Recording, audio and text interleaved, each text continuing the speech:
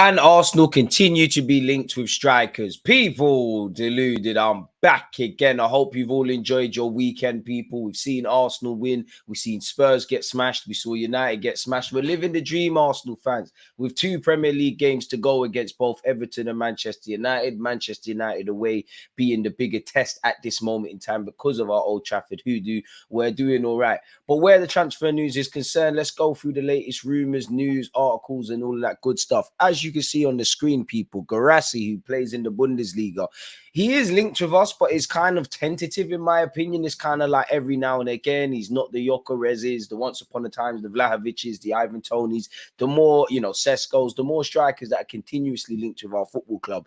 But naturally, Arsenal want a number 9, and if you're scoring a bag of goals, and if you've got allegedly a release clause of what up to, you've seen everything from late 20s all the way to 40 million euros, you could be cut price and more affordable where you look at some other strikers on the market. We all know Arsenal have a new striker in their viewfinder, and Mikel Arteta are ahead of the summer transfer window, probably would like that, regardless of Kai Havertz's form or the internal solutions. This article has said, instead of moving for a Viktor Gyokeres or Victor Osimhen for a fee in excess of 100 million euros, Arsenal are now prepared to land a cheaper supporting option and use the rest of the funds to strengthen other areas of the squad. Sources have indicated to Football Transfers that leading Arteta's thoughts is Benjamin Sesko of RB Leipzig, but the manager is clearly keeping his options open. To that end, Arsenal are still looking forward to the Bundesliga to help provide an offensive solution. Stuttgart striker Gyokeres is a player Arsenal is looking at, according to reports in Spain. So reports in Spain about what an English club wants to do of someone who plays in Germany, I'm not sure now. Obviously, Mikel Arteta is Spanish, so reports can come everywhere. Obviously, football's a universal game, but when I look at in my opinion, when stories initially are broke, I have to, it needs to be a bit closer to home. Like if it was coming out of Germany, I'd hear it. But where you've got a release clause of 17.5 million euros and you've got 25 goals in 26 Bundesliga games, and including starring in a win over Bayern Munich, you're doing all right. Me personally, I think we ran the rule over him. I think there might be a bit of admiration, but I think there's other Premier League clubs for him, people. And at 28 years of age, of course, there's a lot of upside. You're in your prime ages, but I just think there's more longevity in the other options. Anyways, from one striker to another, as you know, Sporting Lisbon have won their division. Gyokeres has refused to commit his future to Sporting amid interest from Arsenal and other top European clubs. Now, we've continuously been linked with Mr. Viktor Gyokeres, the Swedish international. His agent has spoken and indirectly said that his future may be tied to what their manager Amorim hopes to do. We saw rumours that he was talking to Chelsea and West Ham, so he's clearly someone angling for a Premier League move and maybe seeking another, sort of adventure in his managerial career, which, as you know, is going to have a knock-on effect for Gyokeres, who, again, is the man of the moment where Arsenal are concerned. As it says there, he's had a stunning debut season in Portugal and helped the club secure the league title. He's the top goal scorer in the Portuguese top flight this season, 27 goals and 10 assists. That's crazy, and that's going to whet the appetite of any Arsenal fan. Apparently, Sporting want to keep hold of the Swede, and he has 100 million euros release clause, in brackets 85 million his contract, but Gyokeres is being coy on his future. Could we expect anything different? Staying next season is football. It's normal. I can't promise anything. I really like being here, but in football, everything happens very fast and we have to adapt. So that tells me I'm happy. Been a dream debut, love the club, probably love the country, love everything that's about. But if there's offers to join a Premier League side or be in a new adventure and whatnot, then I can't say no to anything, people, if I'm honest. And I think that's fair. Apologies. I can't make so many predictions. It's difficult. There are still games this season.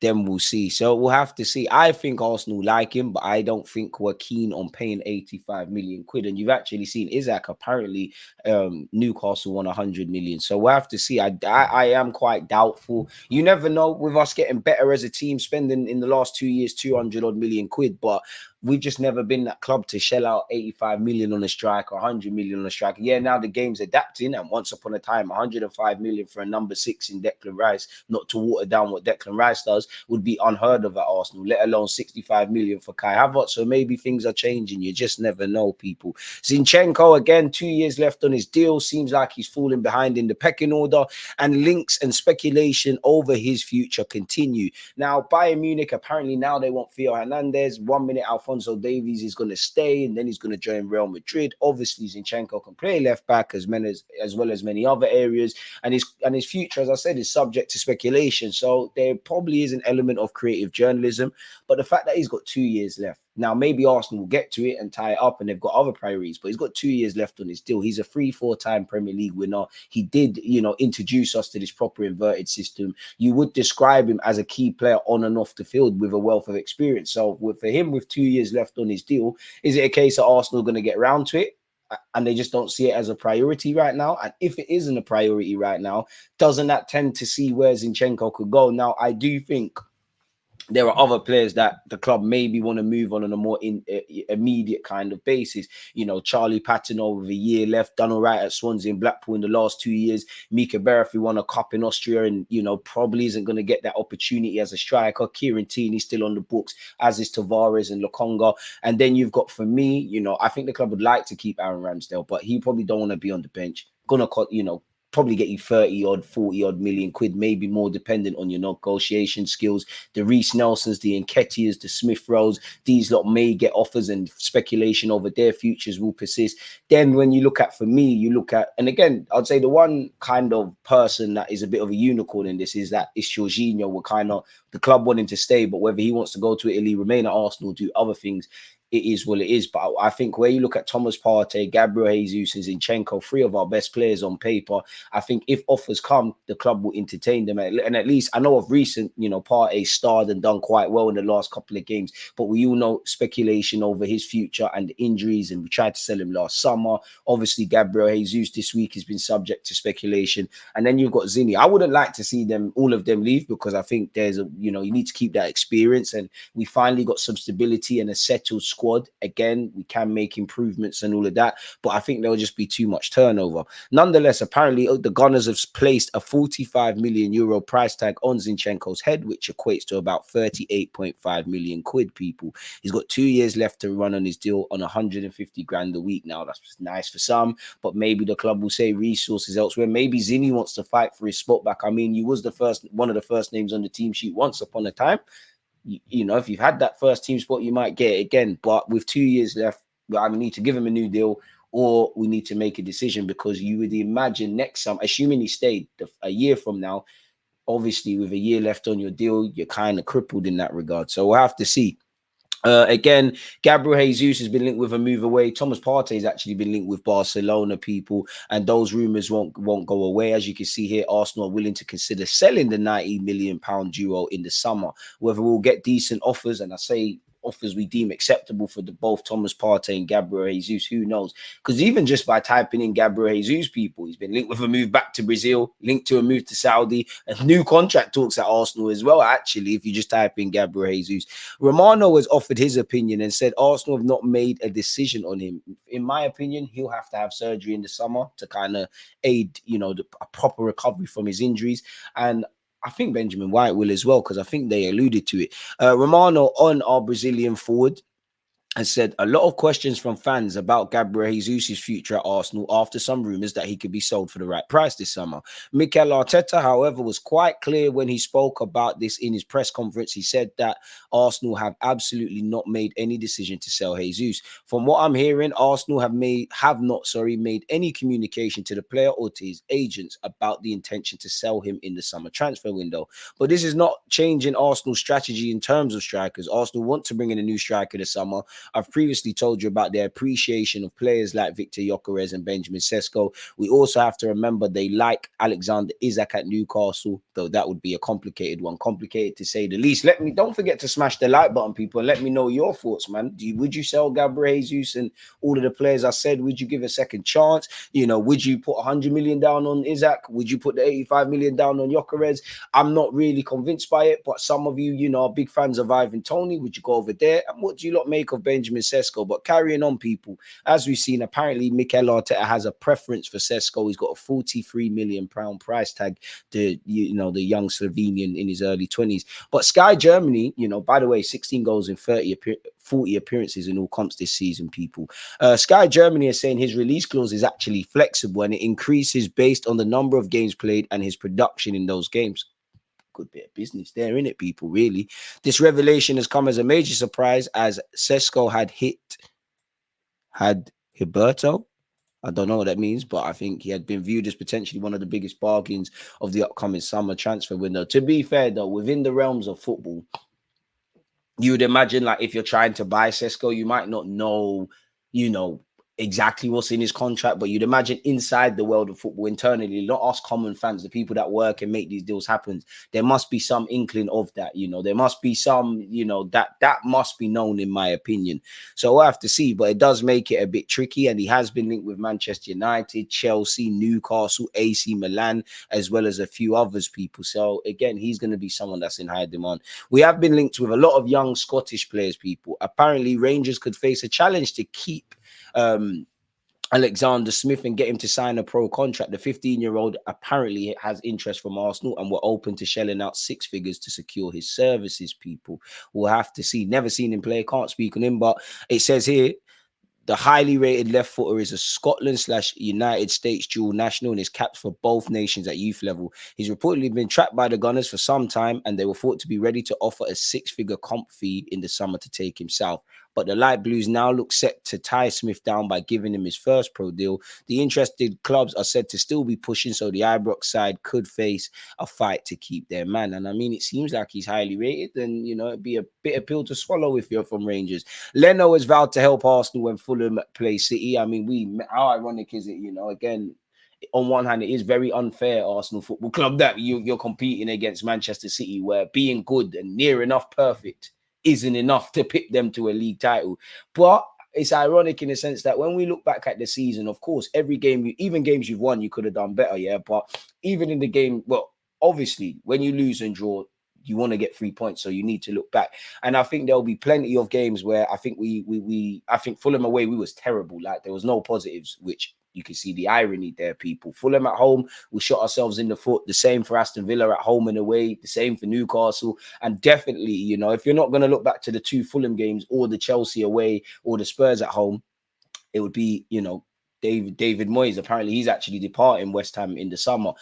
David Moyes at the Emirates, West Ham at the Emirates. How did we not put the ball in the back of the net? And it's mad that, we're a team that's got 80 plus goals in the Prem, 100 goals in the, in all comps, one of the best performing teams in defensive metrics, offensive metrics, and all of this kind of stuff, people. And it still might not be enough, man. And we still shot ourselves in the foot at sometimes. But what a beautiful journey it's been. Carrying on, though, again, social media ITKs were linking Szczesny with Arsenal, people. And maybe he could, he would tie as homegrown and he'd be somewhat of a number. Well, he would be the number 2 for the departed Ramsdale. He's actually been linked with Chelsea, really. Now, when I think of Szczesny, I think of the straw that broke the camel's back, because you used to pee off Arsene Wenger. But maybe you've grown up a bit. But Chelsea have been linked with him. Again, apparently it will take 100 million to prize Isaac away from Newcastle. Morgan Gibbs-White, a player that's doing quite well of late in the Premier League, and obviously is a good player. He has been linked with Arsenal before. It's going to cost 50 to 60 million. We've been linked with a couple of Forest players, him, the young Brazilian centre-half Morello as well. So we have to watch these spaces. Speaking of young Brazilians, Chelsea have reportedly submitted a £26 million bid for Palmeiras wonder-kid Estavio Willian amid reported interest from Arsenal. I think Arsenal and a lot of clubs, as you can see, City, Madrid, Bayern, and all these clubs are interested in him. But for all his potential and what he might do in the game, it's a lot of money for a very exciting player. Some of you are part of my watch-alongs. We watched enough under-17s competitions and contents, and he was there doing quite well. Very, very good. I personally think he should stay at Palmeiras at the moment. I think a lot of these Brazilian wonder kids could learn from Neymar. He left Brazil at 23. Now, we all know the game's changed. But anyways, the guy's a quality player. Would love him at Arsenal. Would love Edu to pull a rabbit out of the hat and come from Brazil with a relative unknown entity. That's a revelation for Arsenal. We have been linked with Rafinha once upon a time. Apparently, Spurs are in talks to sign him, and he has looked good of recent people. He's once again been linked with Arsenal, Spurs, and Chelsea, so we'll have to watch that. 43 points from a possible 48 people in the 16 games in the Premier League in 2024, and we're in May. Even the most optimistic of Arsenal fans, and we started 2024 in a great vein, probably didn't expect it to continue like this. So there's a lot of promise, man, but it's about getting over the line here, people. I mean, this seems like a tab where it's condensed all the news for us. Is there anything we've missed out here? Real Madrid could beat Arsenal to Franco Mustantano. This 16-year-old playing for River Plate, I've spoken about him before. He's lit, would love him. But again, another one that's going to cost big money. And where you look at Real Madrid, they prize these young South Americans before they've even had a chance to be known to the casual football fan. Gone over Sesko. Joshua Zirkzee is still a man wanted in the summer, and he's still got interest from Juventus and Arsenal. It seems like Juventus are leading the race based on reports on that front. Apologies, people. I should really put this on silent. Very unprofessional. So yeah, we've gone over that. You see, I wasn't making out there, people. As you can see, Jesus has been linked with a loan move back to Palmeiras, people. We've gone over that. Willy Pancho, a player of Eintracht Frankfurt that Arsenal once were linked with, has been linked with Liverpool. Allegedly, they've opened talks. I can't imagine anyone expects to sign Ivan Toney, but for what it's worth, Romano has said there's been no contact from Arsenal or Chelsea on that front, people. We've gone over Zinchenko. He's got a 39 million price tag on his head. Allegedly, Arsenal are open to letting him go. We won't sign Bruno Gyokeres, says the Brazilian legend Rivaldo. Maybe he knows something we don't. Gabriel Jesus and Partey have been linked with moves to Saudi. So yeah, we're kind of at this point, we're going over the same things. But yeah, and as I said, Partey was linked with a move to Barcelona. This has said Jesus contract talks open. Arsenal ready to open contract talks with striker Gabriel Jesus to prove their commitment to the Brazilian international striker. And to be fair, I think he's contracted until 2027. So within the next 18 months, that's a decision. And if the injuries and these things persist and Arsenal keep improving and we keep showing that we're installing elements of being ruthless, then boy, don't look good. Speaking of Brazilians, Viktor can't buy a game at Barcelona. It's been a tough initial 6 months for him. If he does want to leave Barcelona, I'm up, bring him to the carpet. Simple. Apparently, everything indicates Viktor will leave Barcelona either on loan or on a permanent transfer. Probably need to loan him out. Saka has spoken on the title challenge, people, and he said, you can see it two ways. You can either view it as frustrating or as a beautiful challenge. Everybody knows City are one of the best teams in the world. They've been on top for the past 5 years, challenging for everything. So for ourselves to be up there competing with them is good. We're pushing them the whole way, and let's see what happens. But we're not getting frustrated. We see it as a challenge that we want to fight into the end. They have set a standard, and it's up to the rest of us to try to be better than them. Saka has 20 goals in the season for the first time in his career, and the 22-year-old is doing amazing. I just try to avoid big tackles. I don't think you can, because you know I've seen your calf booted off against Crystal Palace at the Emirates, even at the weekend. Like, I don't even think he got the foul for it with that high tackle that took a bit of when you get a cut on your shin and you can see like the white meat pause.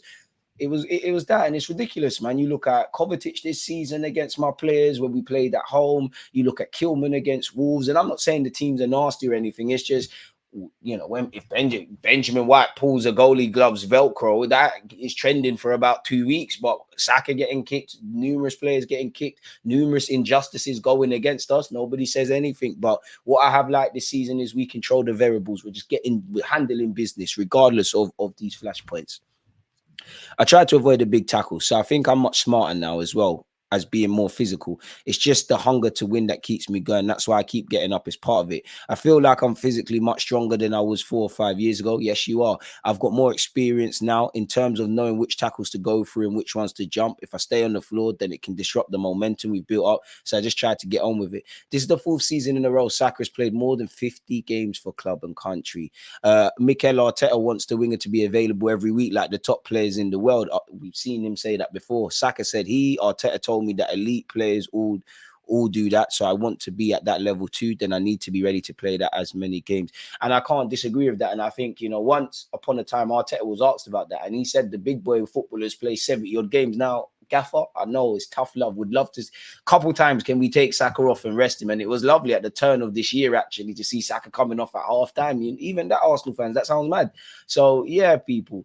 With that being said, let me know your thoughts on the title race and what Saka said and what you feel about Sesko, Gyokeres, and any other talking point. Gabriel Jesus, Thomas Partey, Zini, and Cole. Let me know your thoughts. Smash the like button, comment, subscribe. Peace.